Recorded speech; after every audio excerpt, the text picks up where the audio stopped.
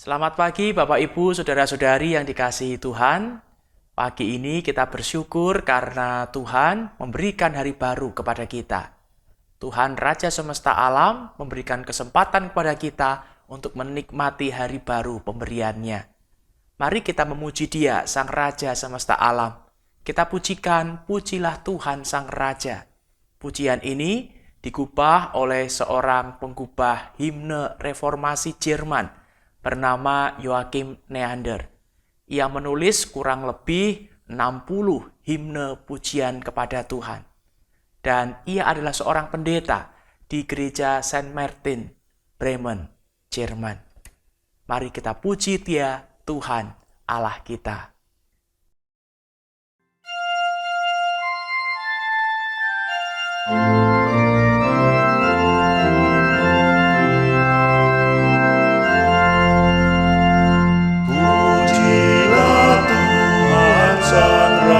Yang Maha Mulia, segenap hati dan jiwaku pujilah Dia. Datang bergaul, berilah musikmu bergaul, angkatlah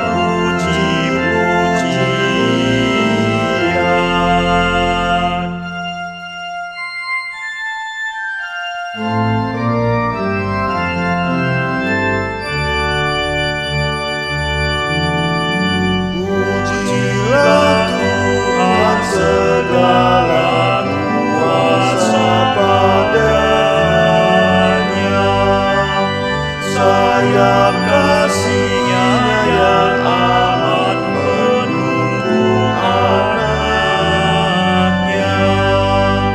Tiada terberi yang kepadamu diberi, tidakkah itu kau rasa?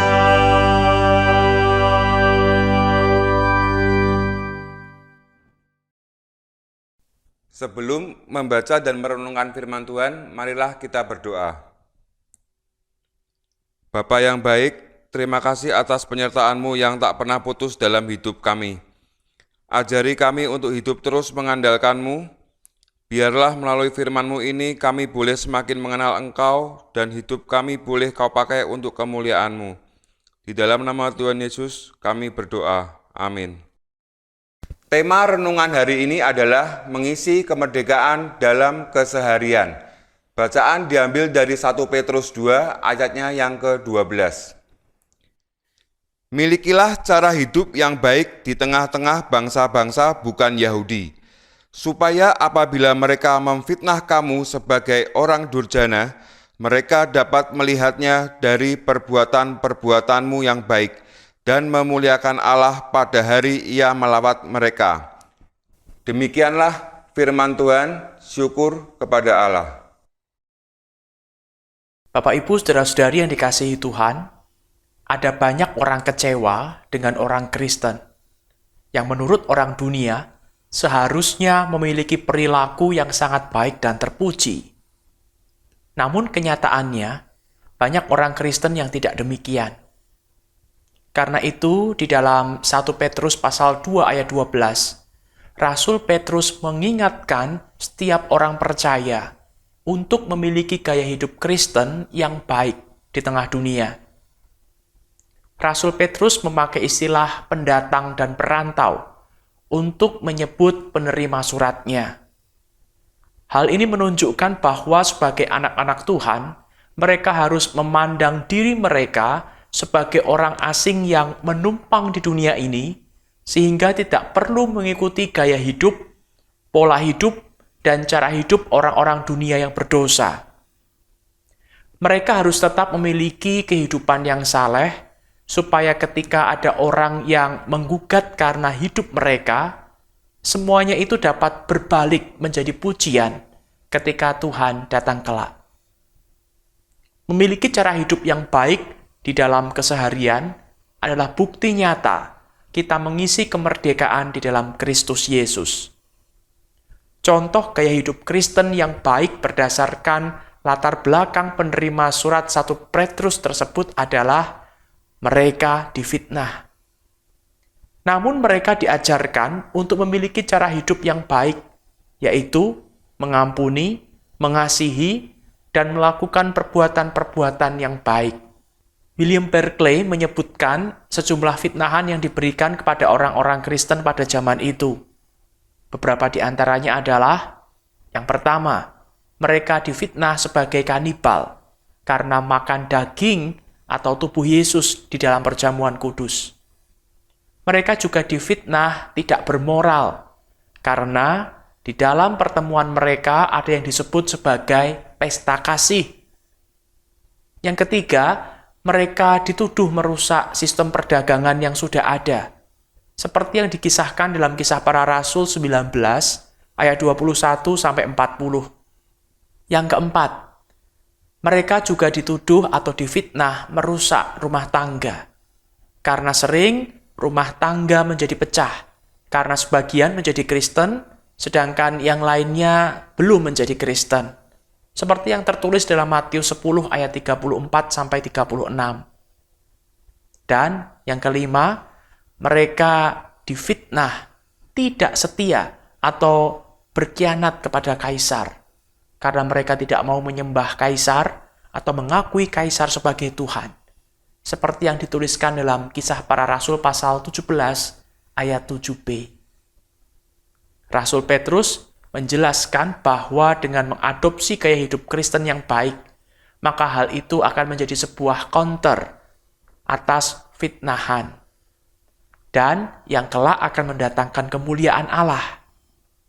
Oleh karena itu, sebagai pengikut Kristus, tidak ada alasan bagi kita untuk tidak memiliki gaya hidup Kristen yang baik di dalam keseharian kita. Mari kita berdoa.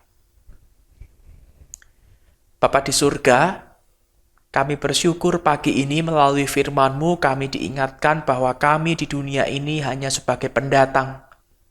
Pendatang yang tidak perlu mengikuti gaya hidup dunia, tetapi pendatang yang harus memegang teguh gaya hidup sebagai anak-anak Tuhan. Berbuat baik sesuai dengan apa yang Tuhan kehendaki, melakukan apa yang benar di hadapan Tuhan.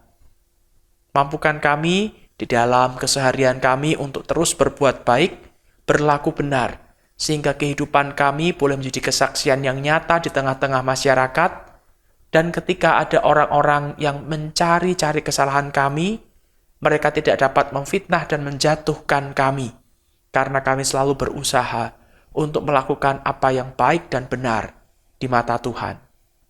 Ini kami anak-anak-Mu yang siap untuk berproses hidup baik dan benar dari hari ke hari. Di dalam nama Tuhan Yesus kami berdoa. Amin. Selamat pagi, selamat beraktivitas, selamat melakukan kehendak Tuhan dalam keseharian kita. Tuhan memberkati.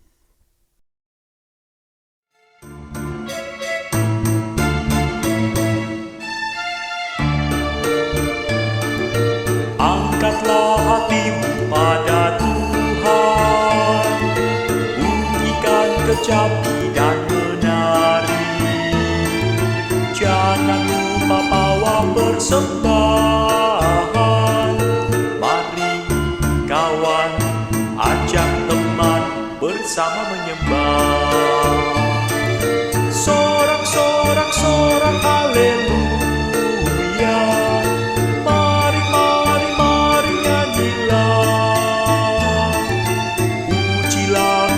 Yang Maha Kudus, mari kawan, ajak teman, bernyanyilah terus.